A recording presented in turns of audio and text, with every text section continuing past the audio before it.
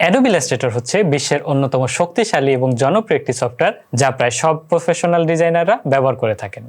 এটি মূলত vector based graphic design তৈরিতে ব্যবহৃত হয়। ভেক্টর ডিজাইনের সবচেয়ে বড় সুবিধা হচ্ছে এর প্রতিটি অবজেক্ট এবং প্রতিটি লাইন হাই রেজলিউশনে এক্সপান্ড করা যায়, অর্থাৎ আমরা যদি খুব বেশি জুম করি তবে এর কোনো ডিটেল হারাবে না। ইলাস্ট্রেটর ব্যবহার করে বিভিন্ন ধরনের ডিজাইন তৈরি করা যায়, যেমন vector art, logo, poster, billboard, web design এবং আরও অনেক কিছু। তবে এই কোর্সে আমরা কেবল শিখব কিভাবে ভেক্টর আর্ট তৈরি করতে হয়। এর আগে চলুন জেনে নেই ভেক্টর আর্ট কি। গ্রাফিক্স মূলত দুই ধরনের হয়ে থাকে, এক ভেক্টর গ্রাফিক্স, অন্যটি হচ্ছে রাস্টার গ্রাফিক্স। ভেক্টর গ্রাফিক্স তৈরি হয় পয়েন্ট এবং ডটের মাধ্যমে, যার কারণে এই ধরনের গ্রাফিক্স আনলিমিটেড জুম করা যায়। অন্যদিকে রাস্টার গ্রাফিক্স পিক্সেল দিয়ে তৈরি হয়, এর কোয়ালিটি নষ্ট হতে পারে এবং জুম করলে এর ডিটেলস হারাতে পারে, অর্থাৎ আমরা যেটাকে বলি ইমেজ ফেটে যাচ্ছে বা ইমেজ ব্লারি হয়ে যাচ্ছে, সেই প্রবলেমটা আমরা ফেস করি রাস্টার গ্রাফিক্সে। এই সমস্যা ভেক্টর গ্রাফিক্সে নেই। এত কথা না বাড়িয়ে চলুন শুরু করি আমাদের ভেক্টর আর্ট শেখার যাত্রা। এটা অ্যাডোবি ইলাস্ট্রেটর 2025 এই ভার্সনটা ব্যবহার করছি কারণ এই ভার্সনটা সবচেয়ে আপডেটেড। আপনারা চাইলে ডাউনগ্রেডেড সফটওয়্যারগুলো ব্যবহার করতে পারেন, এতে আমাদের কাজে খুব একটা বেশি পার্থক্য হবে না, কারণ বেসিক যে বিষয়গুলো আছে, টুলসের ইউজিংগুলো আছে, সবগুলোই সিমিলার। এটাই হচ্ছে ইলাস্ট্রেটর প্রাথমিক ইন্টারফেস। যখন আমরা প্রথমবার ইলাস্ট্রেটর ওপেন করব তখন আমরা এমন একটি ইন্টারফেস দেখতে পাবো। তো আমাদের সর্বকর্নারে এখানে আছে new files, opens, home, learn, your files, share review. আমরা ফার্স্টে এখান থেকে একটা নতুন ফাইল নিব। তো এই কর্নারে নিউ ফাইল নামে একটা আইকন আছে, এটাতে আমরা প্রেস করতে পারি, অথবা কিবোর্ড থেকে Ctrl+N প্রেস করলেও আমাদের নিউ ডকুমেন্ট অপশনটা চলে আসবে। এখানে কিছু টেমপ্লেট আছে ছোট করে, এই টেমপ্লেটগুলো যদি আমরা ক্লিক করি, টেমপ্লেট ক্লিক করলেও আমাদের নতুন ডকুমেন্ট চলে আসবে। টেমপ্লেটগুলোতে ওর নির্দিষ্ট কিছু সাইজ দেওয়া থাকে, ওই সাইজগুলো আমরা ইউজ করতে পারি। খুব সহজভাবেই আমরা একটা নতুন ডকুমেন্ট তৈরি করব। এখানে অনেক থিওরিক্যাল বিষয় রয়েছে যা আমরা পরে বিস্তারিত আলোচনা করব, কারণ আমাদের মূল লক্ষ্য হচ্ছে আগে কাজ শুরু করা। যখনই আমরা থিওরিক্যাল পার্টটাতে যাব তখনই আমাদের বিষয়গুলোকে খুব কঠিন মনে হবে। এজন্য আমি খুব সিম্পলি একটা ডকুমেন্ট আপনাদের তৈরি করে দেখাচ্ছি। যেই বিষয়গুলো না জানলেই নয় সেটা আমি জাস্ট বলে দিব। তো সর্বপ্রথম আমরা দেখব আমাদের এখানে কিছু বক্স আছে। বক্সে আমাদের একটা ফাইলের দৈর্ঘ্য এবং প্রস্থর মাপঝোঁক আছে। এই বক্সটাতে ক্লিক করলে আমাদের মেজারমেন্টের ইউনিট বা এককগুলো শো করবে। সাধারণত ইঞ্চিটাকে আমরা সবাই ভালোভাবে চিনি, এর বাইরে যেটাকে আমরা চিনি সেটা হচ্ছে ফিট। এখানে একটা সাইজ দিলাম ধরেন 5 ইঞ্চি, হাইটও দিলাম 5 ইঞ্চি। আর ব্লিড অংশ আমরা পরে বিস্তারিত আলোচনা করব। আমাদের মূল যে বিষয়টা মনে রাখতে হবে সেটা হচ্ছে কালার মোড। আমাদের কমন দুইটা কালার মোড হচ্ছে RGB এবং CMYK। RGB মানে হচ্ছে রেড, গ্রিন, ব্লু, আর CMYK এর মানে হচ্ছে সায়ান, ম্যাজেন্ডা, ইয়েলো এবং কি কালার, যার মাধ্যমে আমরা ব্ল্যাকটাকে বোঝাই। ইম্পর্টেন্ট পার্টটা হচ্ছে দুইটা কালার মোডের মধ্যে কোনটা আমরা কখন ইউজ করব। ডিজাইন আমরা সাধারণত দুইটা পারপাসে করে থাকি বা দুইটা পারপাসে করব। একটা হচ্ছে প্রিন্ট মিডিয়ার জন্য, আমাদের ডিজাইনটা যদি কোথাও ছাপা হয়, প্রিন্ট হয় সেই উদ্দেশ্যে, অথবা আমাদের ডিজাইনটা কোথাও ছাপা হবে না, প্রিন্ট হবে না, অনলাইনের বিভিন্ন প্ল্যাটফর্ম যেমন ফেসবুক, ইউটিউব, টুইটার বা যে কোনো অনলাইন প্ল্যাটফর্মে আমাদের ডকুমেন্টগুলো যদি পাবলিশ করতে চাই তখন আমরা ব্যবহার করব RGB কালার মোড।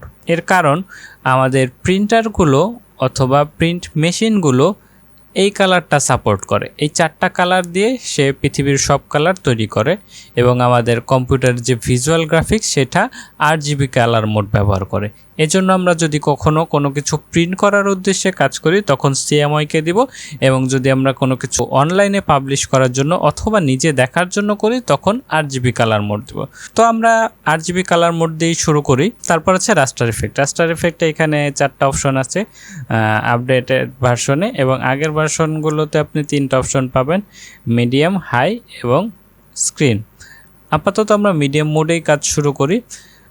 এই বিষয়টাও আমরা ইনশাআল্লাহ আলোচনা করব সবার শেষে, কারণ আপনি যখন মূল জিনিসটা শিখে যাবেন এরপরে খুঁটিনাটি বিষয়গুলো আপনার জানার খুবই আগ্রহ জাগবে, এবং এই জন্যই আমি এই পার্টটা শেষে রেখেছি।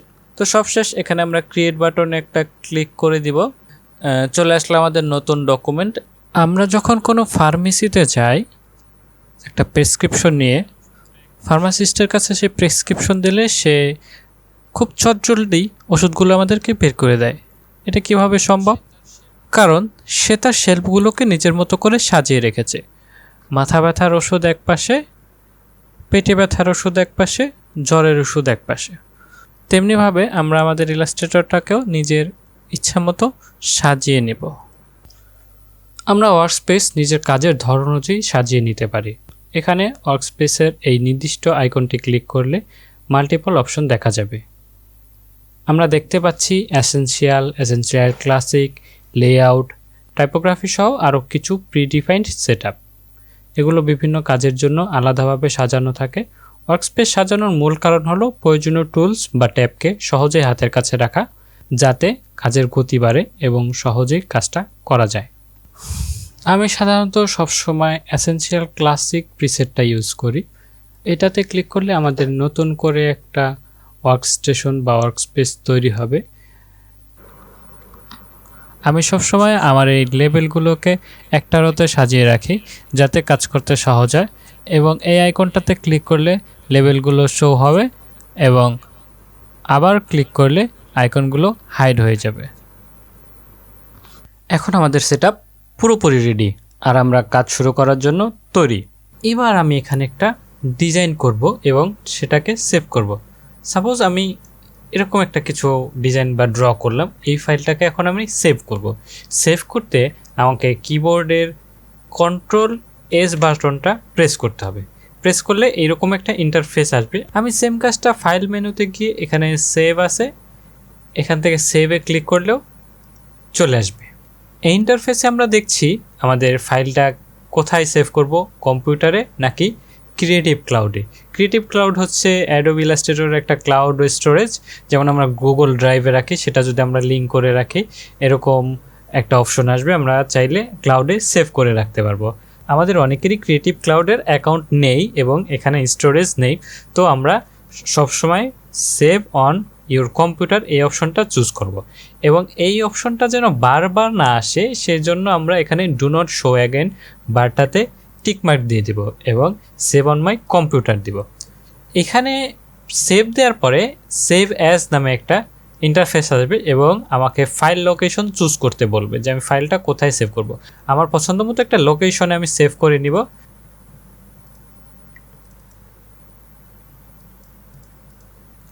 আমরা যদি ফাইল ক্রিয়েশনের সময় আমাদের ফাইলের রিনেম না করে থাকি, তবে আমরা এখান থেকে ফাইলের আলাদা একটা নাম দিতে পারবো। যেমন আমি এটা দিতে চাই মাই ফার্স্ট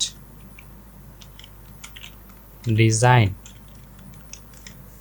এই নামটা দিয়ে আমরা এখন ফাইলটাকে সেভ করব।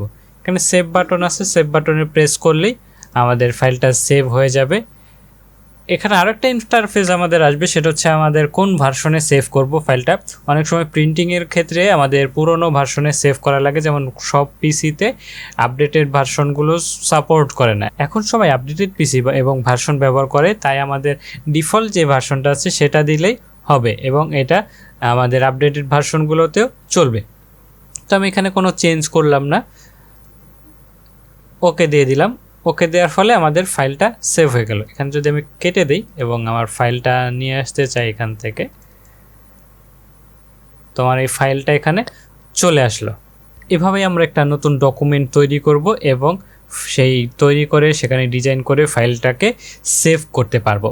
মনে রাখবেন, প্রতিটি ছোট ছোট ধাপ একসঙ্গে মিলেই বড় সাফল্যের দিকে নিয়ে যায়। এই ধাপগুলো যত ভালোভাবে শিখব, আমাদের ভবিষ্যতের ডিজাইন ততই সুন্দর আর প্রফেশনাল হবে। পরবর্তী লেসনে আমরা শিখব টুলস কি, কেন এগুলো দরকার, আর কিভাবে এগুলো ব্যবহার করে নিজের আইডিয়াগুলোকে বাস্তব রূপে নিয়ে আসা যায়। তাহলে চলুন আমাদের জার্নির পরবর্তী ধাপে এগিয়ে যাই।